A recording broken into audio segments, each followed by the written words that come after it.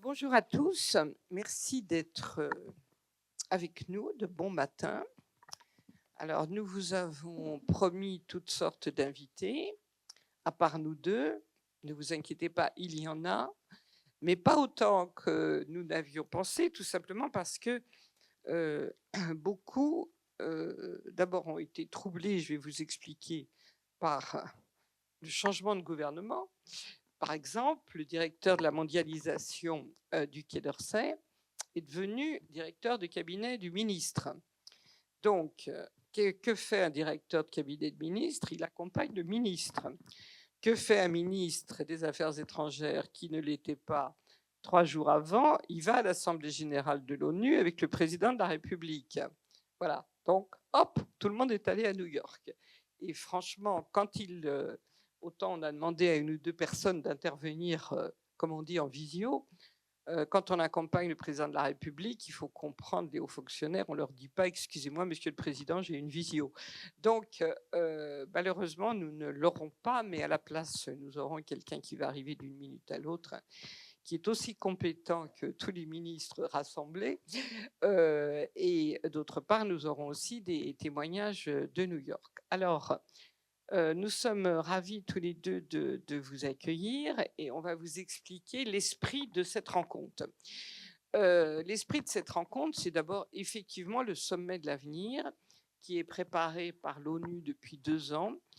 Moi, j'ai une assez longue expérience en matière de multilatéral, en particulier sur les sujets de développement durable.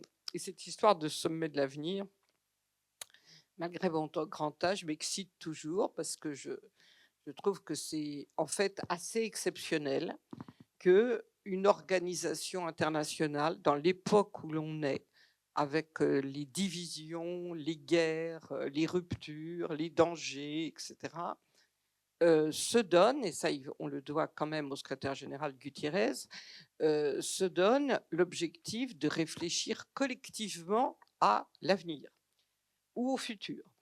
Je trouve que c'est exceptionnel parce que ce futur est, dit-on, morcelé. Sauf que, comme on dit, on n'a qu'une terre. Et finalement, être fidèle à ce que Kant avait appelé le traité de paix perpétuelle est quand même, plus de 2 siècles après, quelque chose d'assez remarquable, étant donné que cette paix perpétuelle, malheureusement, n'est pas arrivée, mais que c'est quand même l'objectif de la Charte des Nations Unies d'arriver à une paix importante, en tout cas, peut-être pas encore, on le voit malheureusement, perpétuelle. Voilà. Alors, évidemment, au moment où le secrétaire général a lancé les travaux, c'est-à-dire il y a à peu près 2 ans et demi, et ça Alain Leroy vous le dira, nous n'avions pas encore la guerre en Ukraine, nous n'avions évidemment pas le conflit à Gaza entre Israël, Palestine, etc. Nous avions déjà la guerre du Soudan, mais d'une manière un peu différente, et nous avions déjà pas mal de conflits en Afrique. Mais enfin, nous n'étions pas à cette intensité. Et donc forcément, le sommet qui s'est terminé donc lundi soir, a été beaucoup plus difficile que prévu. Et on vous l'expliquera à quel point le texte final a été, comment dirais-je, adopté avec difficulté et un peu au dernier moment. Mais en fait, l'objet de la matinée, c'est un peu, je dirais, l'objet de cette maison, l'Institut d'études avancées, où nous accueillons des chercheurs étrangers pour un an ou des séjours plus courts pour qu'ils puissent se donner à leurs travaux complètement, sans être dans leur quotidien habituel, mais où aussi nous avons une fonction de think tank en matière de sciences sociales, de sociologie, de toutes les disciplines des sciences humaines, et où nous nous interrogeons en miroir à partir souvent d'une actualité en la projetant sur son sens, etc. Et en fait, nous nous sommes dit tous les deux, toi comme présidente de la société de prospective, même si tu ne l'es plus, mais quand on a conçu cela, tu y étais, puis en fait, tu y es encore beaucoup. Et puis, en revanche, présidente toujours de la Fondation 2100, qui justement réfléchit. Alors, la Fondation 2100, avec son fondateur, ça réfléchit depuis 40 ans, en fait, hein, au futur du 21e siècle. Nous nous sommes dit que les organisations internationales étaient quand même extraordinaires parce que ces organisations internationales se projetaient dans le futur, mais finalement sans dire vraiment si elles se fondaient sur des travaux de prospective. Or, il y a énormément de travaux de prospective dans le monde, même si parfois en France, sauf vous, merci, on peut considérer par exemple qu'au niveau de l'État, il y en a moins qu'avant, même si il y a quelqu'un de très célèbre qu'on est chargé, M. Bérou. Mais il est absolument évident que nous ne savons pas, parce qu'ils ne le disent pas, sur quels travaux de prospective se sont appuyés les négociateurs pour fabriquer ce pacte pour l'avenir, etc. Et donc nous, vaniteux comme nous sommes, nous avons voulu le faire en fait, et mettre, si j'ose dire, l'avenir en face du futur, parce que vous savez, le titre a été extraordinairement changeant de la traduction de l'anglais au français. De temps en temps, on a dit au début sommet du futur. Maintenant, finalement, c'est le pacte pour l'avenir. Bon, j'ai l'impression que le sommet de l'avenir a été définitivement baptisé ainsi. Mais le futur, en revanche, c'est quelque chose, je dirais, de plus valse et de plus vaste et de plus impalpable, en fait. Hein, c'est un petit peu ça. Et donc, nous avons voulu organiser cette matinée en 2 temps. Vous dire, avec Alain Leroy qui va arriver et une autre intervenante, ce qu'a été cette négociation, essayer de vous l'éclairer par rapport aux travaux de l'ONU et surtout par rapport au gouffre ou non entre ce qui est dit dans ce pacte et la réalité du monde. Je veux dire, c'est quand même ça la grande question.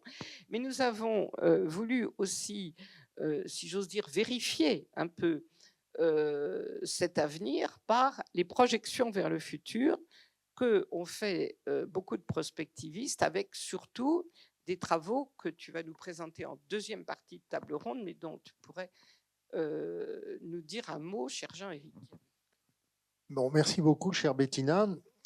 Merci de nous avoir associés à cette réflexion sur l'avenir et le futur, puisqu'à priori, ce n'est pas tout à fait la même chose.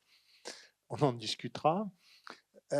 Merci donc d'avoir associé la Société française de prospective, dont j'étais président jusqu'à il y a quelques jours, et qui est ici représentée aussi par Christine Afria, qui a participé à cette étude. Je suis également donc, président de la Fondation 2100, qui en fait est une prolongation des travaux de prospective 2100 qui, pour certains d'entre vous, ont dû connaître, développés par le ministère de la Recherche dans les années 80-90, donc il y a une quarantaine d'années. Et également a été associé l'université, le réseau Université de la Pluralité, dont le fondateur et animateur Daniel Kaplan est là et il interviendra tout à l'heure.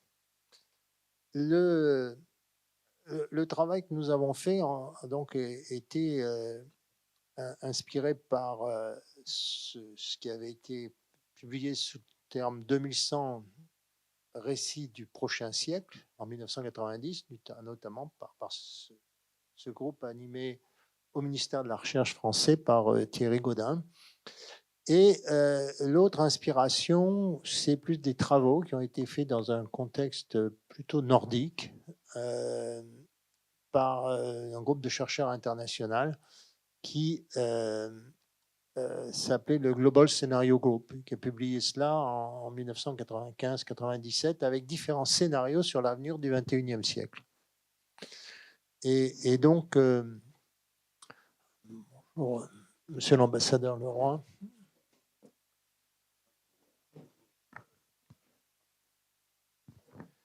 Donc, pour rapidement terminer, ce travail qui a été donc inspiré à la fois par un récit unique, mais aussi des scénarios multiples.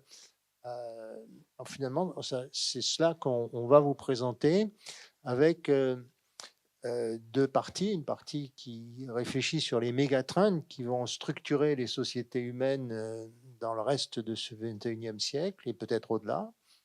Et puis des scénarios qui sont en partie dérivés de ces mégatrends et qui sont de l'ordre plus de l'imagination. Le sujet est quand même fondamental. Et pourquoi ça valait le coup de revisiter tout cela et de réfléchir à cette évolution à long terme de l'humanité à l'horizon 2100? C'est parce que nous sommes devant des ruptures fondamentales.